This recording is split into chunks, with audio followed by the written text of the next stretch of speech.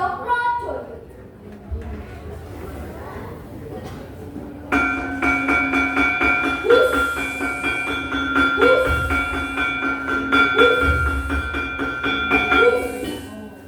Rimbunan bambu dan ilalang terbongkar ludes.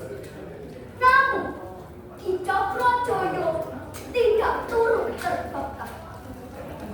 Hanya bagian punggungnya saja yang kosong. Luluslah Ki Cokrojoyo dari ujian hidup yang sangat berat.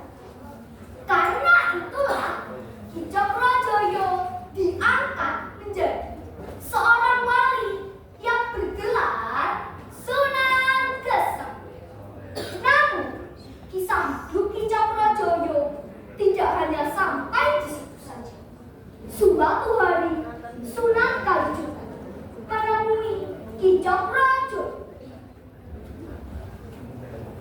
Cokrojoyo, meskipun kau sudah menjadi seorang wali, kau masih harus berlatih kesabaran dan ketenangan pikiranmu dan perasaanmu. Maka pergilah memancing ikan di Sungai Bogowonto. Tapi ingat pesan, berhati-hatilah dalam bertindak dan berbicara. Baiklah Kanjeng Sunan, akan saya lakukan dengan sungguh-sungguh dan mati. Pergilah Ki Cokrojoyo menuju Sungai Bogowonto. Kabar tentang Ki Cokrojoyo yang sedang memancing ikan di Sungai Bogowonto didengar sampai di desa tempat asal tinggal Ki Cokrojoyo. Kabar tentang Ki Cokrojoyo yang sudah selesai bertapa pun didengar oleh Nyi Rupiah, istri Ki Cokrojoyo dan anaknya yang masih kecil yang bernama Joko Budo. Joko Budo pun meminta izin kepada ibu, bolehkah aku bertemu Papa? Selama ini aku belum pernah bertemu Papa. Kata ibu, Papa pergi bertapa pada saat aku di kandungan ibu. Sekarang Papa sudah selesai bertapa. Izinkan aku menemuinya ya, Bu. Ger, anakku. Bapakku ini sedang menjalankan tugas dari Kanjeng Sunan Kalijogo. Tidak boleh ada yang mengganggu. Anak kecil tidak boleh mendekatinya. Kalau begitu, aku lihat Bapak dari kejauhan ya, Bu. Tidak, anakku. Ibu, kan aku lihat Bapak dari kejauhan. Boleh ya, Bu? Ya sudah, jika mau kamu. Tapi ingat pesan, jangan dekat-dekat bapakmu itu. Pergilah Joko Budo menuju Sungai Bogowonto. Namun, ia melanggar pesan. Ia mendekati bapaknya. Diamat-amatinya Ki Cokrojoyo sambil senyum-senyum dan tertawa kecil dengan perasaan keheranan dan kekaguman.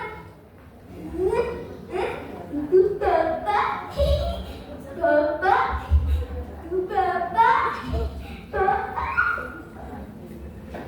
Merasa diamati dan ditertawai oleh anak kecil, Ki Cokrojoyo pun pindah tempat memancing yang agak lebih jauh. Apa itu? Socok.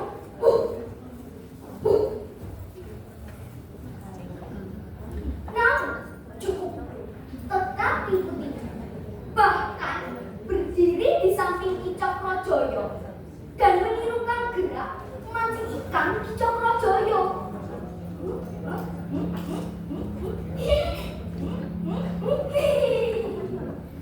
Sampai suatu saat kesabaran Ki Cokrojoyo telah hilang.